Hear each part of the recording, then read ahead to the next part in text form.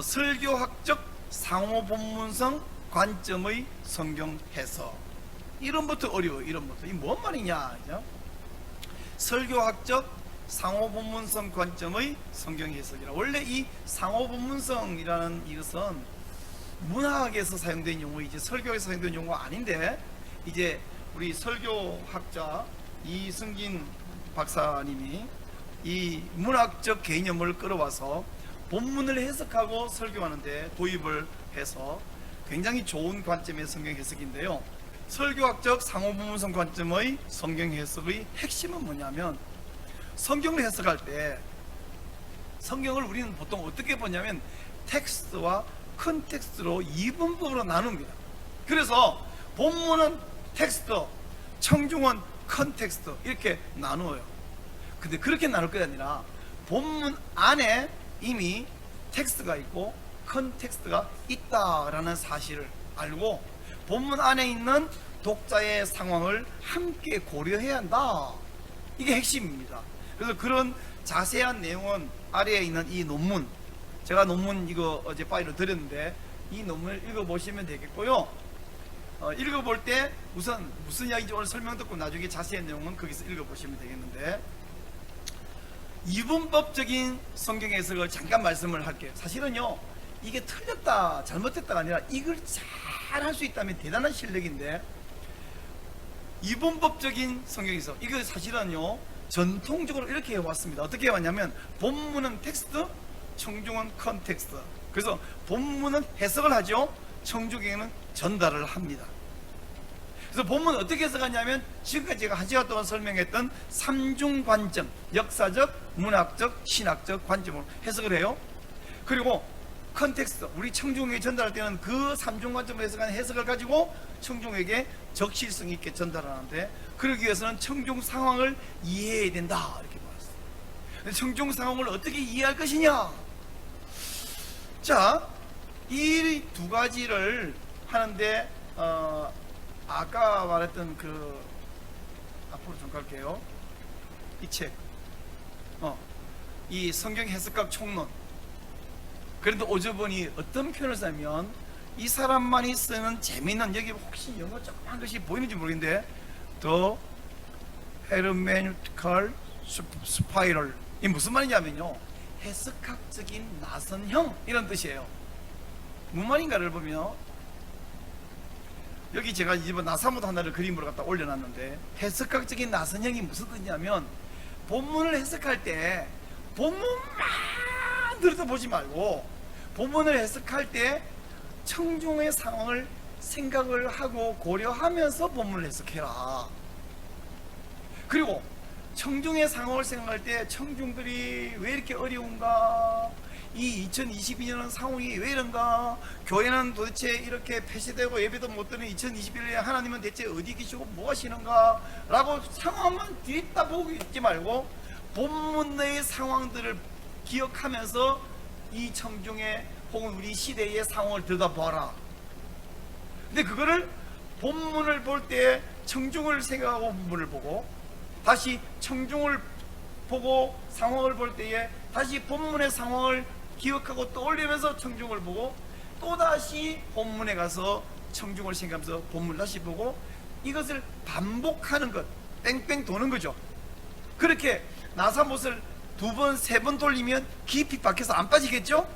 마찬가지로 본문을 볼 때 청중을 기억하고, 청중을 볼 때 다시 본문을 기억하고, 이것을 반복하는 것을 보고 이 오즈본이 해석학적인 나선형이라는 표현을 쓴 거예요.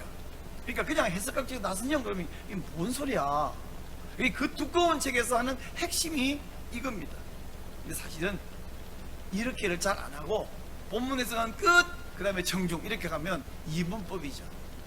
그래서 해석학적인 나선형을 잘 적용해서 해석을 잘해도 굉장히 훌륭한 해석이고 훌륭한 설교가 될 수 있습니다. 근데 이 정도 말고요, 이제 설교학적 상호본문성 관점으로 해석하려면 뭐냐면, 설교학적 상호본문성 관점으로 성경 본문에 접근할 때 설교자는 네 종류의 텍스트를 고려해서 해석을 해요. 좀 전에 제가 보여줬던 이 나선형, 이게 말은 쉬운데 이걸 제대로 적용하기가 쉽지 않을 것이에요. 그래서 설교학적 상호본문성 관점으로 해석하면 선명하게 이것을 적용해서 해석할 수 있습니다. 네 종류의 텍스트라고 하는 것은 첫째는 본문 텍스트 자체고요. 두 번째 생각할 건 뭐냐면 우리 설교의 청중의 컨텍스트 이전에 어떤 컨텍스트가 있냐 그러면 모세가 모세오경을 썼죠. 창세기를 썼죠. 출애굽기를 썼죠. 민수기 썼죠. 그 민수기를 기록했을 때 우리 읽으라고 쓰기 이전에 누구 읽으라고 그러냐면 광야에 있는 이스라엘 백성에게 준 말이죠. 광야에서 지금 막 가나안 땅으로 들어가려고 하는 모압 평지에 모여있는 이스라엘 백성들에게 써준 설교가 신명기이잖아요. 그러면 모세는 모압 평지에 있는 이스라엘 백성에게 이 책을 썼는데 그 당시 이스라엘 백성들의 정황, 심리적인 상황, 지금 그들의 앞에 있는 난관, 문제는 뭐였나? 그러면 그게 그들의 필요성이 됩니다. 무슨 필요가 있어서 모세가 이 말을 썼느냐를 알면 이게 무슨 뜻이냐가 그냥 우리가 아드니스로 가져온 것보다 훨씬 원 의미에 가깝게 갈 수가 있죠. 뿐만 아니고 그 청중의 상황 안에는 첫 번째 독자의 상황도 있지만 그 사건이 발생할 당시의 상황도 있습니다. 그러니까 컨텍스트는 본문 안에 벌써 두 가지가 있는, 첫째는 본문이 발생한 사건. 여러분, 예수님과 마태가 만나고 베드로가 만날 때의 상황의 나중에 그것이 마태복음이 기록된 것은 그것도 30년, 35년 후에 기록됐지 않습니까? 그러면 베드로와 예수님이 만나고 대화하고 사건이 일어났던 그 시기에 그 상황이 있고 컨텍스트가 있고, 막상 마태가 약 35년 후에 1세기 AD 약 65년 정도의 신약 성도들의 상황이 있잖아요. 그럼 마태는 이 이야기를 왜 기록했냐, 무슨 목적으로 기록했냐면 그 AD 65년경의 성도들의 필요를 보고 이런 처지의 청중에게 이런 메시지가 필요하겠다 하고 기록했습니다. 그래서 우리는 본문을 볼 때 뭘 봐야 되냐면, 그러면 AD 1세기의 성도들, 특별히 이 마태는 여러 성도 가운데 유대인 성도와 로마인 성도는 상황이 다르잖아요. 우리가 볼 때는 그 나라나 비슷해 보이지만 막상 가보면 이스라엘과 로마, 이탈리아는 얼마나 많이 다릅니까? 거리적으로 다르고 문화도 다르고. 그러면 다르는데 마가는 로마인 성도를 위해서 썼다면 마태는 유대인 성도를 위해서 썼는데, 유대인 성도는 그러면 어떤 상황이었는가, 뭐가 어렵고 뭐가 필요했는가, 그걸 기록할 때의 목적. 그래서 수신자의 컨텍스트를 생각해야 돼요. 그러면 그 수신자의 컨텍스트를 위해서 마태가 기록할 때에 자기가 그냥 말한 게 아니에요. 우리가 여러분 설교할 때 내 말을 할 때도 있지만 그 이전에 본문을 끌고 와서 말하듯이 마태도 역시 구약 성경 본문을 끌고 와서 이야기한단 말이죠. 그러면 무슨 본문을 끌고 왔느냐 하는 마태가 사용한 본문, 그걸 우리는 프리텍스트라고 해요. 그리고 마지막으로는 뭐냐면, 그러면 그런 청중에게 이 본문을 끌고 와가지고 마태는 무슨 말을 하려고 하느냐 하는 의도가 있죠. 그 말하는 목적이 있죠. 그걸 우리는 포스트 텍스트라고 부릅니다. 이 이야기가 이성진 교수의 안식일 논쟁 내러티브에 대한 설교학적 상호본문성 관점의 해석과 설교라는 논문이 있는데, 자, 이것을 좀 전에 말했던 이 설명 이렇게 해놓으니까 알 것 같긴 한데 되게 복잡한데 이 도표로 보여드리면 선명해요. 우선 우리가 보는 것은 이겁니다. 텍스트를 보고 있어요. 근데 이 텍스트를 볼 때에 먼저 어떤 생각이 드냐면, 이 텍스트를 기록할 때 그냥 예수님이 이야기 한번 나도 책 한 권 만들어 볼까? 뭐 이래서 쓴 게 아니고요. 자기 앞에 있는 이 청중의 컨텍스트를 봤어. 1세기 성도들을 보니까 이런 상황에서 이런 어려움이 있어서 메시지가 필요해. 그 말을 하기 위해서 어떻게 하냐면 과거에 있었던 이야기를 끌고 옵니다. 프리텍스트. 그리고 그걸 끌고 와서 이 청중에게 주는데, 이렇게 해서 소통의 목적이 뭐냐면 이제 이 이야기한 게 다가 아니라 이 이야기를 전달하는 것이 다가 아니라 그 전달함으로 청중들이 어떤 생각을 바꾸고 어떤 문제를 해결하도록 하는 목적, 의도가 있다는 것이죠. 그래서 삼중 관점의 해석을 이 설교학적 상호본문성 관점에 붙인다면 본문 자체 텍스트는 문학적, 문맥적, 문법적 해석을 해야 되죠. 그리고 프리텍스트와 컨텍스트 사이에 역사적인 해석을 해야 되죠. 그리고 이 의도는 바로 구속자적인 관점의 해석, 신학적인 해석을 해야 한다. 이걸 좀 더 구체적으로 제가 설명을 들어가 볼게요. 자, 오늘 마태복음 1장 18절부터 25절이 설교 본문이라고 이제 잡아봅니다. 여러분, 이건 우리가 성탄절이면 꼭 한 번 정도 설교를 해요. 성탄절 앞뒤로 성탄절 관련된 설교를 여러 편 할 때 이 본문은 뭐 거의 매년 하지 않습니다. 그럼 이 본문을 읽고 지금까지 여러분이 나름대로 정말 열심히 설교했는데, 이제 이 본문을 상호 본문성 관점으로 한번 들여다보잖아요. 첫째는요, 예수 그리스도의 나심은 이러하니라 쭉 나옵니다. 여기 누가 나오면 주인공 요셉이 나와요. 그리고는 주의 사자가 나오고요. 그리고 아들을 낳으니 이름을 예수라 하라. 그리고 여기 무슨 말이냐면 이 모든 일이 된 것은 주께서 선지자로 하신 말씀을 이루려 하심이니 보라 처녀가 잉태하여 아들을 낳을 것이고 그 이름 임마누엘 하리라 하셨으니. 자, 지금 마태는 1세기 성도들에게 예수는 하마시아다, 예수는 그 메시아다 라는 말을 강조하고 설명하기 위해서 옛날에 한 35년쯤 아니야 35년 아니네, 예수님이 죽으시고 부활하시고 성천하신 것으로부터 약 한 35년이니까 그보다 한 65년쯤에 말이다, 이런 일이 있었단다. 어땠냐면 요셉이라는 청년이 있었거든. 정혼을 했어. 근데 결혼식하고 부인을 데려다는 신부가 배가 불러와. 근데 이 신부가 부끄러운 듯이 당당하게 자기가 임신했다 그러네. 제정신 아니지. 그 말 들을 때 요셉이 어떤 마음이었겠어?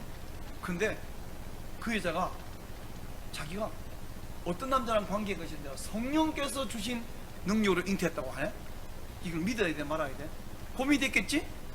근데 이 요셉이 얼마나 훌륭하고 착한 사람인가 하면 원리대로라면 그 여자를 끌려나가서 돌에 맞아 죽어야 돼. 근데 그걸 폭로 안 하고 조용히 하혼하려고 했어. 그러고 생각이 있는 중인데 천사가 꿈에 왔어요. 그리고 하는 말이, 마리아의 말이 맞아, 그건 하나님의 아들이야. 그 증거가 뭐냐면 라고 말하면서 선지자가 이미 이걸 예언해놨단다. 그리고 그게 지금 마리아를 통해서 이루어지는 거야. 그 예언이 뭐냐면 천녀가 잉태하여 아들을 낳을 것이고, 이 말을 한 거예요.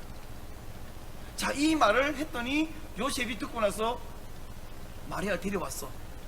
그리고 아들을 낳을 때까지 그 건장하고 젊은 남자가 동침을 신부랑 안 했어요. 그리고 나중에 아들 낳한테 이름을 천사가 시킨 대로 예수라고 이름을 지었어요. 그 예수가 우리가 바라보는 그 하마시아, 그 메시아란다. 자, 이 이야기를 합니다. 자, 이 본문을 볼게요. 우선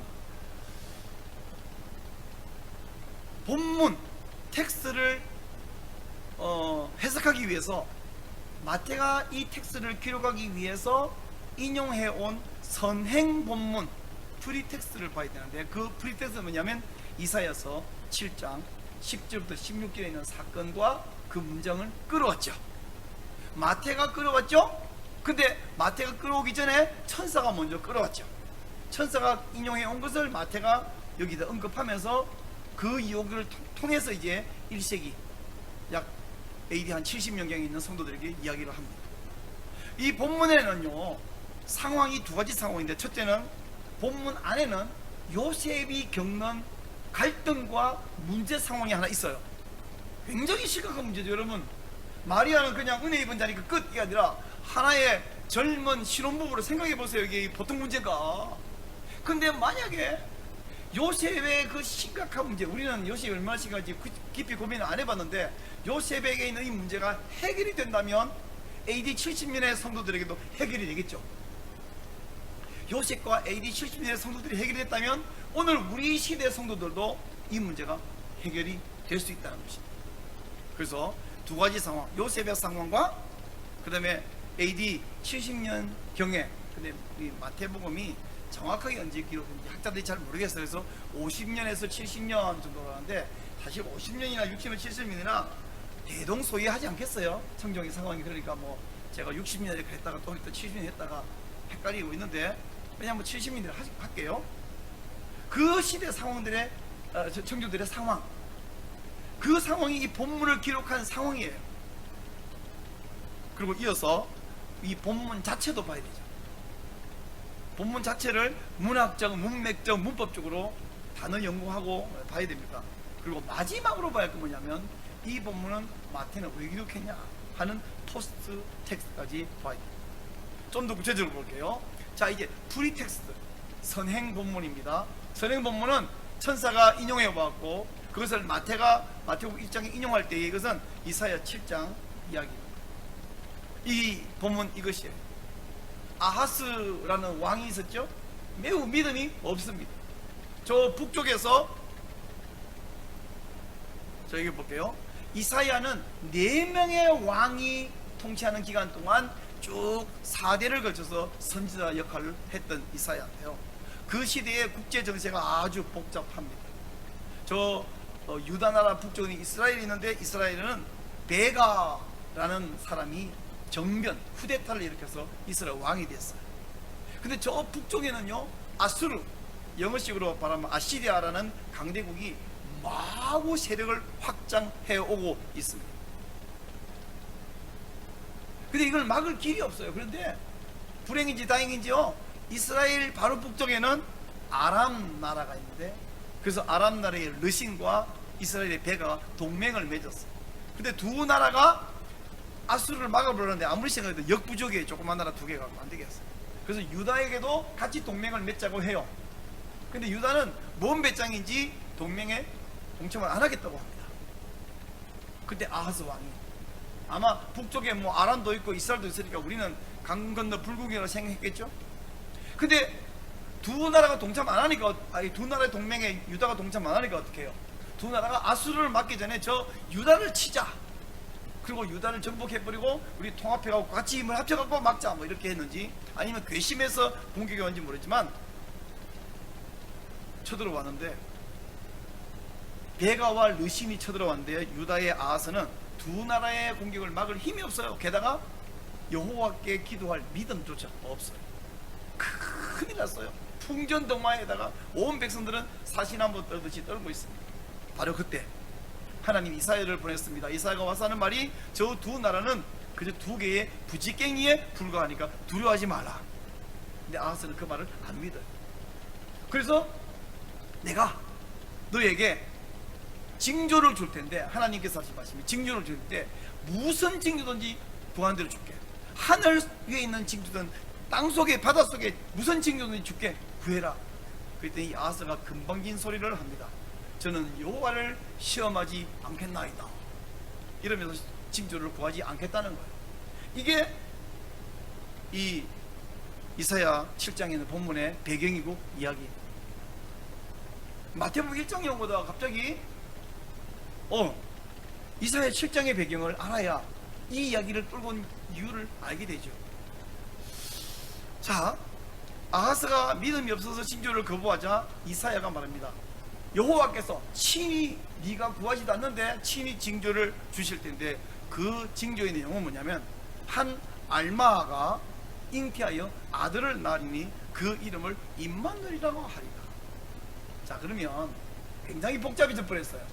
마태복음 1장 연구하고 예수님 탄생 이야기에다가 갑자기 어디까지 가버리냐면 이사야 7장에 가고, 거기다가 한 알마가 이러는데, 이 알마가 번역되기는 처녀라고 되어 있는데, 과연 이 알마는 무슨 뜻인가?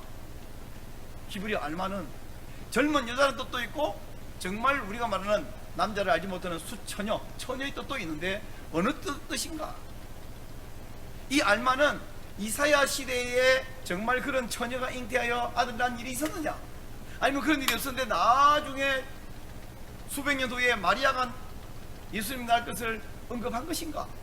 그래서 학자들은 이것을 단일 언급설, 이중 언급설 뭐 이렇게 설명해요. 단일 언급설은 마리아 이야기다.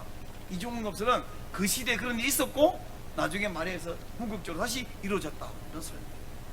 어느 말이 맞죠? 상당히 복잡해졌는데 제가 여기에 깊이 들어가면 오늘 하고 싶은 이야기가 여기서 멈춰버리기 때문에 더 이상 깊이는 들어가지 않고 대신에 제가 이것을 소개하겠습니다. 제가 썼던 논문입니다. 논문 처음 썼을 때는 하드커버로 해서 매우 존경하는 몇 분들에게 사인해서 이렇게 드렸는데 제가 강의를 하다 보니까 필요한 분들이 계셔서 소프트 커버로 복사를 다시 해서 제본을 몇 권을 더 해놨는데 원래 논문값은 되게 비싸요. 네, 여러분 논문값을 받는 게 아니라 복사비만 내면 원하시는 분은 제 차에 지금 몇 권 더 있어서 이건 제가 샘플로 보여드리는데 필요한 분에게 복사비만 만원 받고 드릴 수 있습니다. 네. 자, 두 번째, 지금까지 무슨 이야기냐면 프리텍스트 이야기 했거든요. 이 지금 제가 간단하게 이야기하고 이제 지나가 버리는데 나중에 뭐 이 논문을 보시려면 보실 뿐 아니라 여러분이 또 이런 식으로 연구하면 된다는 이야기를 간단히 말씀하고 지나가고요. 중요한 것은 컨텍스트입니다. 마태복음 1장의 이 이야기가 어떤 컨텍스트냐 그러면요, 우선 본문 안의 상황은 요셉의 상황입니다. 요셉이 자기 정원녀가 임신했어요. 근데 하나님이 아니라는 거예요.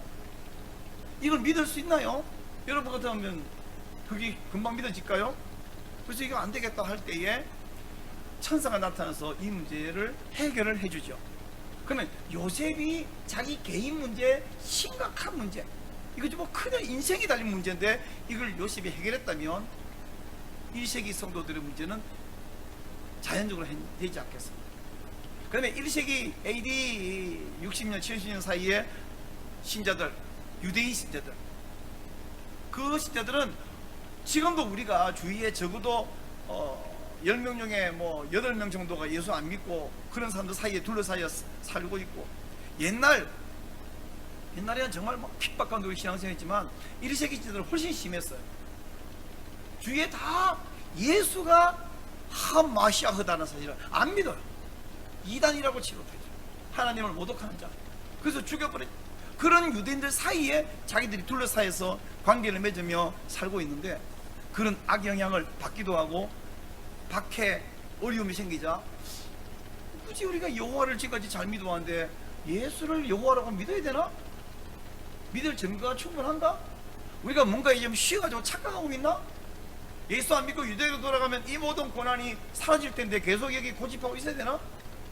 이런 혼란과 갈등을 하고 있을 때에 붓을 든 사람이 누구냐면 마태, 그리고 히브리스를 제작한 우리가 저자를 알 수 없는 그 사람. 히브리스의 핵심 주제는 뭐냐면 유대교로 돌아갈 수 없다, 절대로 돌아갈 수 없다. 그게 히브리스잖아요. 히브리인들을 위한 선생. 마태는요, 복음서가 4개가 있습니다. 다른 복음서하고 마태복음은 같은 게 아니에요. 마태복음이 하고 싶은 얘기냐면 예수는 뭐 구원자다, 좋은 분이다, 뭐 우리에게 죽었다 이런 것이 아니라 예수는 구약 율법, 구약 성경에서 말하고 예언했던 그 메시아, 히브리어 하마샤흐다. 이걸 강조하기 위해서 여러분 마태복음에서 수없이 반복되어 나오는 표현이 뭐냐면 이런 표현입니다. 기록되었으되 혹은 이루려 하심이니라, 혹은 기록되었으되나 이루려 하심이다 라는 말을 안 하고 그냥 선지자로 말한 바, 이런 표현이 수없이 반복되어 나옵니다. 그래서 마태복음이 하는 말은 예수는, 예슈아는 타나크가 말하는 하마샤흐다. 타나크가 뭐냐 잠깐만 말하고 지나갈게요. 우리는 신구약 성경 이렇게 말합니다. 구약 성경, 신약 성경. 근데 예수님도 구약 성경이라 했을까요? 아니에요. 그럼 예수님이 성경이라 했을까요? 예수님이 성경이라고도 했는데 따를 때는 이렇게 말했어요.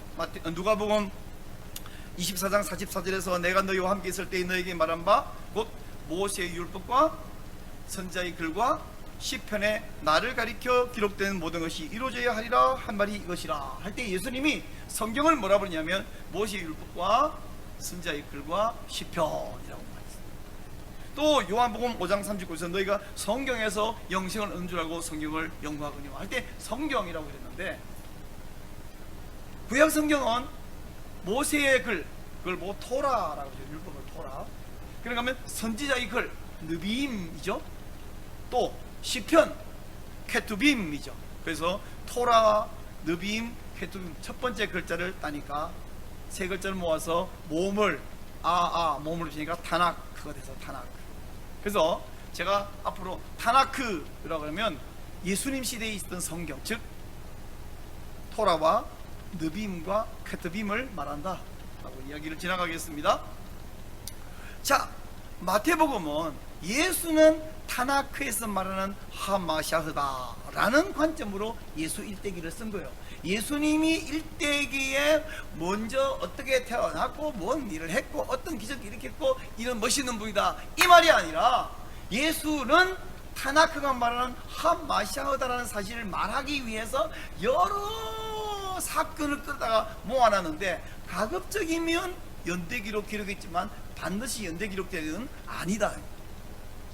마태복음에 있는 어떤 사건은 앞뒤가 바뀐 경우들도 있는데 아무 문제 안 돼요. 중요한 것은, 여러분 제가 오늘 너무 바빠가지고 하루 종일 굶었어요. 제가 어제 저녁도 굶었고 어제 아침도 굶었어. 이러면 제가 저녁부터 굶었나요? 아침부터 굶었지? 예를 드는 거 말합니다. 진짜가 아니에요. 또는 와 어제 내가 운동한다고 진짜 땀을 흘렸더니 너무 힘들었어. 뭐 했는데 저녁에는 막 저녁 먹고 나가지고 자전거를 3시간 탔고요. 어제 아침에는요 막 달리기를 했고요. 어제 낮에는 등산도 했어요. 이렇게 말한다면 내가 저녁에 자전거부터 탄 게 아니거든요. 그냥 중요한 것은 내가 운동을 어제 무리하게 많이 했다는 것이 핵심이지 순서가 중요한 게 아니잖아요. 그럼 여러분 들을 때 저녁에는 뭐 운동하더니 어제 낮도 또 했고 어제 아침에 또 했구나. 저 사람은 어제 저녁부터 운동을 시작했나 이렇게 말하는 사람 아무도 없잖아, 그죠? 근데 우리는 제가 이렇게 말해서 다 이해하는데 마태복음 그렇게 이해 안 하는 사람이 있어요. 마태복음에는 순서적으로 기록된 것이 대부분이나 순서 무시한 것, 뒤집어 놓은 것 있으면 그거 안 중요해. 중요한 것은 예수는 타나크가 말하는 하마시아흐다라는 사실이 중요하잖아요. 그래서 마태복음에는 1장, 2장은 서론이고 그 가운데에 특별히 예수님의 족보 이야기했어요. 여러분 예수님의 족보에 보니까 아브라함과 다윗의 아들, 거기 휘오스, 소위권 휘우라고 되어 있지만 히브리 말은 벤이죠. 벤이라는 말은 아들이라는 말이 아니라 아들도 되고 후손, 자손도 되잖아요. 아브라함의 후손, 다윗의 후손, 예수 그리스도의 제너레이션, 족보이다 이런 게 이야기 시작했는데, 거기 보면 아브라함부터 다윗까지 14대요 다윗부터 바벨론까지 14대요 바벨론부터 예수 그리스도까지 14대라 알게 되어 있잖아요. 14대가 왜 중요한지 아십니까? 대부분 아시죠? 14는 게메트리어로 볼 때에 히브리어로 다윗이라고 쓰면 딸렛, 와우, 딸렛이 숫자 4잖아요. 와우는 6 그리고 달릿이 4니까 합치니까 뭐가 되냐면 14가 됩니다. 아브라함부터 다윗까지 다윗이요, 다윗부터 바벨론까지 다윗이요, 바벨론부터 예수 그리스도까지 다윗이요, 이렇게 말하고 있는 거예요.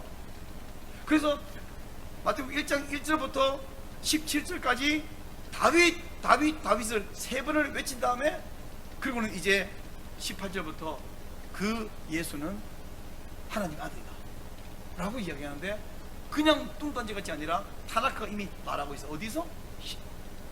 이사야 7장에서 벌써 말하고 있어. 이렇게 나가는 거죠. 그래서 다윗의 후손이야. 3번 다윗을 말했잖아. 다윗 3번 14. 근데 사실은 그는 다윗은 그 메시아의 그림자였고 사실은 그는 하나님 아들이야. 이게 지금 마태복음 1장이 말하고 있는 거죠. 그래서 요셉이 그 천사의 증언을 듣고 나서 고민을 마무리 지어버렸습니다. 마리아를 데려왔습니다. 동침하지 않았습니다. 그리고 그 아기를 이름을 예수라 지었습니다. 자, 이 본문을 우리가 연구를 깊이 하고요. 또 무슨 연구냐면 이제는 이 본문을 기록한 의도, 포스트 텍스트를 연구해야 되죠. 1세기 당시 신자들은 예수님이 메시아라는 것을 안 믿는 유대인과 관계를 맺고 있기 때문에 거기에 유혹도 받고 위협도 받고 갈등도 합니다. 이 문제를 해결하기 위해서 마태는 예수님 탄생 시대에 있었던, 그로부터 약 70년 전에 있었던 한 사건을 이야기를 하는데, 그 사건 안에 보니까 그로부터 700년 전에 있었던 이사야 시대 이야기가 또 포함되어 있어요. 결국 마태는 70년 전에 있었던 사건을 기록을 통해서 AD 70년 이 성도들을 설득하려고 했는데, 그 설득을 하기 위해서 약 700년 전 이사야 시대 이야기를 다시 인용해 온 것이죠. 그렇게 해서 뭔 얘기를 하고 싶었냐 그러면, 결국 우리가 지금까지 믿고 온 이 예수는 우리가 생명처럼 여기던 토라와 느비임과 타나크에서 말하던, 그렇게 줄기차게 반복해서 장차 보내리라고 말했던, 우리가 목숨을 걸고 조상 대대로 기대하던 그 메시아 하마시아가 맞다. 그러니 이 예수를 버리고 어디로 되돌아가거나 다른 길로 달아날 수가 없다. 만약 달아나려면 네 목숨을 버리고 달아나라. 왜? 생명처럼 여겼는데 생명을 버리고 어디 가겠니? 그러니까 이 성도들이 그렇구나, 계속해서 여기에 목숨을 걸어야 할 충분한 이유가 있네 하고 확신에 설 거 아닙니까? 그게 마태복음 1장에서 지금 이야기하고 있는 의도라는 것이죠. 자, 이제 여기까지 제가 설교학적 상호본문성 관점으로 이 관점으로 성경을 해석하는 한 신뢰를 보여드렸어요. 텍스트는 마태복음 1장 18절에서 25절이었고요 프리 텍스트는 이사야서 7장 10절에서 14절이었고요 그리고 컨텍스트는 두 개를 말했습니다. 본문 안에 있는 상황은 요셉의 갈등과 문제였고요, 본문 밖에서는 AD 70년 시대의 유대인 크리스찬들, 유대인 기독교인들의 갈등과 문제점이었어요. 바로 그것을 위해서 마태는 예수, 우리가 믿고 따르고 있던 예수는 타나크가 말하는 하마시아가 맞잖아요. 그러니 이 예수를 버리고 어디 가겠습니까? 그래서 기록되어서되 이렇게 한 말을 이루려 하심이니라 선지자가 기록하실 때 계속 말하면서, 이렇게 많이 한 개만 말해도 충분한데 벌써 수십 개의 예를 가지고 말하는데, 타나크를 안 믿는 사람들에게는 말이 안 통하겠지만 타나크를 생명처럼 여기는 사람에게는 이건 이제 벗어날 수가 없고 들어나갈 수가 없는 거죠. 이야기를 하는 것이. 자, 그렇다면 여기까지는 성경 해석인데요, 다른 본문을 봐도 이런 관점으로 보시라는 것이고요, 해보면서 계속 이제 감각이 생기고 늘었는데, 그렇다면 이제부터는 뭐 해야 되냐? 성경 해석이 끝났잖아요. 그러면 이제 설교를 작성해야 되는데, 자, 여러분 보세요. 해석 관점에 부합되는 설교문 작성. 설교자가 설교문을 작성합니다. 작성할 때는 해석을 했을 때, 해석할 때에 사용했던 관점과 똑같은 관점으로 설교문 작성을 해야 돼요. 그게 설교의 교집합 모델에 부합합니다.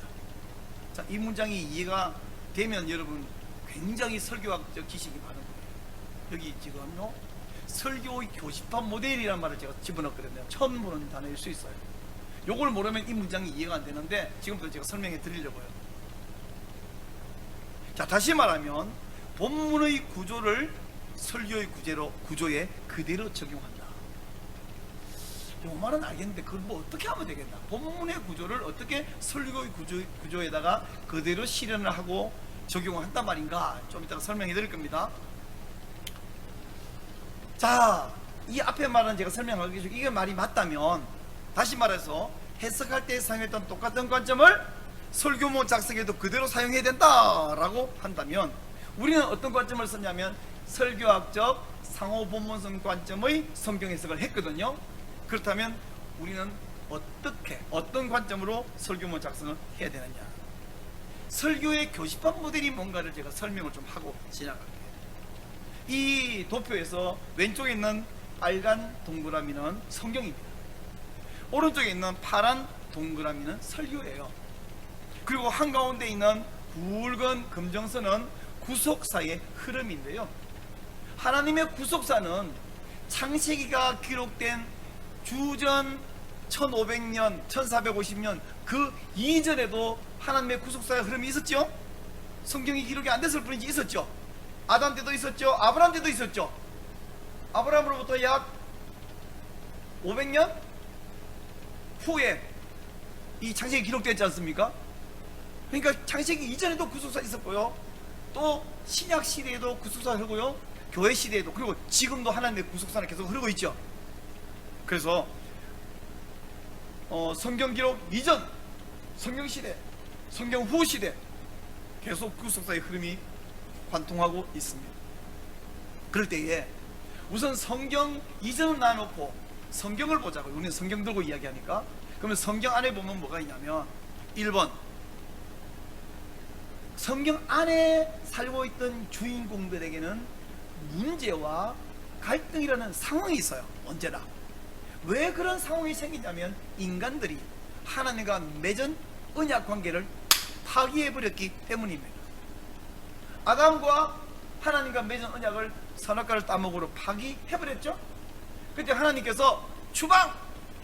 그러면서 동시에 뭐 하셨냐 하면 여인의 후손이 뱀의 후손의 머리를 박살낼 거다 라고 약속을 하시면서 또한 짐승의 가죽옷을 입혀서 추방하십니다. 거기 내가 너희를 다시 구원하마 라는 메시지가 원시 복음이 담겨있죠. 그래서 창세기 1장부터 시작해서 요한계시록 끝까지 성경 모든 본문 안에는 그 성경 본문 안에 있는 상황에서 그 시대 사람들의 문제 상황이 있고요, 그 문제 상황에 대한 하나님의 해답 혹은 하나님 베푸신 은혜가 있습니다. 그래서 1번은 인간들의, 성경 속에 있는 인간들의 문제고요, 2번은 성경 속에 있는 하나님의 은혜의 해결책입니다. 그리고 5번으로 가면 오늘 설교, 우리 청중에게도 언제나 문제가 있어요. 문제 없는 인간은 죽은 사람입니다. 공동묘지는 문제가 없죠. 근데 모든 사람 문제가 있어요. 목사에게도 있고 장로님, 초신자, 남자이자 어린이. 근데 문제만 있는 것이 아니고요, 반드시 해답이 있는데 그 해답은 야 힘내라, 언제가 좋은 날이 오기 시작, 그게 해답이 아니라 하나님께서 하기 이전 이야기입니다. 여러분, 우리에게 문제가 있죠. 특별히 2020에는 이런 문제가 있죠. 근데 이 문제는 우리만 있는 것이 아니었고요, 2000년 전 사람들도 있었고 3500년 전 사람도 있었답니다. 그리고는 성경 안에서 그 사람들 문제를 설명해 주는데 어떠세요? 양상이 다를 뿐 원리가 똑같고 본질이 똑같죠. 근데 감사하게도 하나님께서는 그들을 너희들이 언약관계를 깼으니 너희들은 지옥으로 떨어져라 해도 할 말이 없는데 하나님이 은혜로 답을 주셨고 해결을 주셨고 구원해 주셨답니다. 사사시대를 보세요. 여호와께 범죄했는데 하나님께서는 구원자를 세워서 구원하지 않습니까? 근데 그들의 문제 해결을 볼 때 어머 그분들은 좋겠다가 아니라 그들에게 했던 똑같은 그 원리로 하나님은 지금도 우리에게 해결을 주고 답을 주고 구원해 주십니다. 그러니까 사사시대 사람들이 왜 그랬지 그 사람들? 그렇게 하면 될 텐데 마찬가지로 우리도 그렇게 하면 됩니다. 여러분 폴 스캇 윌슨이라는 분이 4페이지 설교라는 책을 100페이지 되게 두꺼운데 그 책에 4페이지 설교의 핵심이 뭐냐면 성경 안에 있는 사람들의 문제, 성경 안에서 하나님 베푸신 해답, 이 시대의 사람들의 문제, 이 시대의 사람들에게 주신 하나님의 해답, 이 4가지가 4챕터가 성경의 설교의 필수 요소라고 하면서 4페이지 설교라는 책을 썼어요. 그 4페이지가 지금 제가 말하고 있는 1번, 2번, 5번, 6번이에요. 근데 제가 사실은 이 이야기를 예전에 첫 번째 세미나 때 했던 이야기인데요, 복습해드리면 1번, 2번은 뭐냐면 본문의 중심 사상 들어보셨죠? 5번, 6번은 뭐냐면 설교의 중심 사상. 근데 1번, 2번에서 바로 5번, 6번으로 휙 갈 수가 없는 것은 간격이 너무 넓기 때문에, 또한 그때 그 시대 그 장소의 사람들이라는 상황이 입혀져 있기 때문인데, 바로 이 시대로 넘어올 수 없기 때문에 어떻게 했냐면 탈상황화, 영어로 디코딩을 해야 한다고 말씀을 드렸어요. 그래서 본문의 중심사상에서 상황을 제거하면, 탈상황화를 하면 신학의 중심사상이 나오죠. 그게 3번, 4번입니다. 그 신학의 중심사상에다가 이 시대의 내충정의 상황을 대입해서 상황을 다시 설정해서 설교의 중심사상을 만들어서 전달해야 된다. 그래서 우리 성도에게는 성경 본문의 중심사상이나 신학의 중심사상이 아니라 설교의 중심사상을 전해야 되는데, 선지서의 경우에는 예외적으로 본문의 중심사상과 신학의 중심사상이 거의 같다. 왜? 상황이 별로 안 입혀져 있거든요. 그래서 이 설교의 교집합 모델에서 1번, 2번의 구조하고 5번, 6번의 구조는 전혀 엉뚱하거나 동떨어지면 안 되고, 그 원리 그걸 그대로 5번, 6번으로 놓고 와야 돼. 다만 상황만 재설정해야 되는 거죠. 탈상황화, 재상황을 해야 한다. 이게 설교는 성경과 설교는 이렇게 똑같지도 않고 다르지도 않고 겹친다. 여러분, 우리 중학교 때 배웠던 집합, 교집합 기억나죠? 교집합이라는 것은 이쪽 집합과 이쪽 집합이 이렇게 겹치는 거예요. 이렇게. 그게 교집합인데, 바로 이게 설교의 교집합 모델입니다. 자, 이 설교의 교집합 모델이 뭔지 알고 다시 이 설명을 볼게요.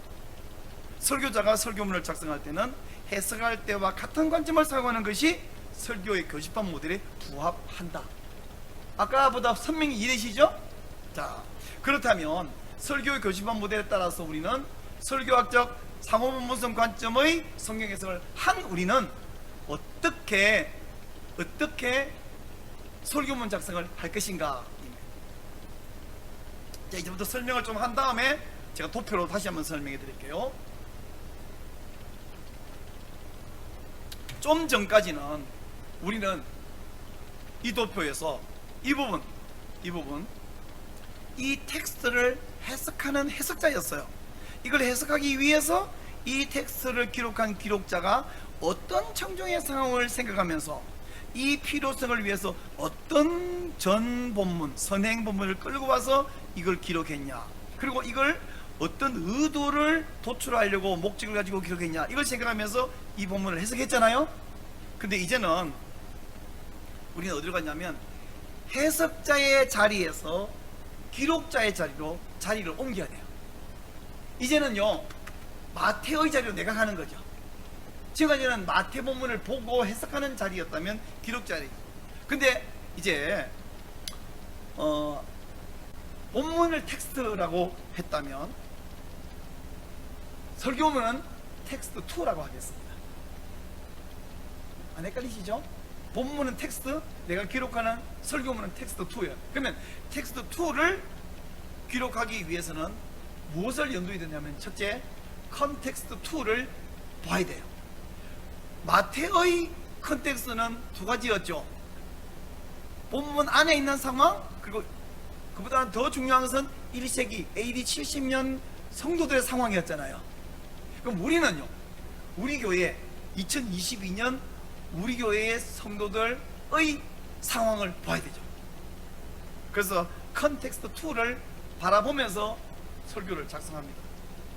어떤 경우에는 본문을 먼저 해석하고 나서 이 핵심 주제가 내 성도들에게 어떻게 필요한가를 찾을 수 있고, 어떤 경우에는 거꾸로 이런 청중의 상황에 어떤 본문 메시지를 가져와야 될까를 생각하고, 이 동기가 다를 수 있죠. 예를 들면 재직 세미나를 한다, 또 부활절 고난주간 특별 집회다, 이러면 거기에 이제 맞춰야 되는 거지, 그죠? 상황에 따라서. 평소에는 그렇지 않을 수 있어. 지난 고난주간 특별 집회에 한 교회가 한 주간 설교를 해주세요. 그래서 이번 집회에 어떤 요구하는 주제나 이 핵심 어떤 그런 내용이 있겠냐, 상관없이 그냥 말씀 전해주시면 됩니다. 그래서 제가 월, 화, 수, 목 하다가 5개 설교를 주고는 아닌 것 같아요. 마지막 날은 오늘은 금요일 아닙니까? 그래서 원래 줬던 제목을 바꾸어서 이걸로 대신하겠습니다. 이렇게 한 적이 있었어요. 그래서 상황을 보면서 본문을 선택하는데, 자 그러면 이제 우리 청중을 위해서 청중에서 내가 어떤 설교를 하려고 할 때에 그냥 내가 좋은 말로 막 이렇게 말하는 것은 내 이야기이고 그 이야기가 좋으면 참 다행이지만, 과연 성경이 뭐라고 말하는가 하려면 나도 프리텍스트를 가지고 와야 돼. 그럼 프리텍스트를 가지고 오려면 어떤 걸 가져야 되냐면, 좀 전에 우리가 열심히 보아왔던 그 마태복음, 그리고 그 마태복음을 해석하기 위해서 가져왔던 이사야서까지를 나는 다 프리텍스트로 삼아야 하죠. 그리고 이제 이 청중에게 내가 어떤 핵심 메시지를 줄 것인가, 그게 포스트 텍스트 2예요. 이걸 이루기 위해서 나는 텍스트 2를 기록을 해나갑니다. 이제 이 도표를 보면 좀 이해가 쉬울 거예요. 자, 이제 이걸 내가 써요. 이걸 설교문을 내가 쓰는데요, 쓰기 위해서는 내 청중의 고난과 긴장과 갈등과 행복함과 이런 등을 염두에 두고 이걸 바라보면서 내가 이 본문을 기록하는데, 기록하기 위해서는 어떻게 하냐, 선행 자료 프리텍스트 2를 가져오는데, 프리텍스트 2에는 어떤 게 포함되냐면, 내가 성경을 해석했잖아요. 그 해석했던 성경 본문 자체 텍스트 1, 그리고 이 텍스트 1이 끌어왔던 프리텍스트 있었죠. 마태복음 1장 같으면 이사야 7장이 있었죠. 그런가 하면 이 텍스트 마태복음 1장을 위한 컨텍스트가 있었죠. AD 70년 시대의 성도들은 이런 상황이었고 이런 어려움이 있었다.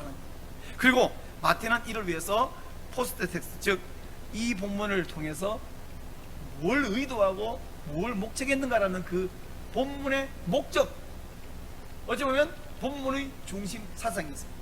그 네 가지 텍스트가 설교자인 나에게는 전부 프리텍스트 2가 되는 거죠.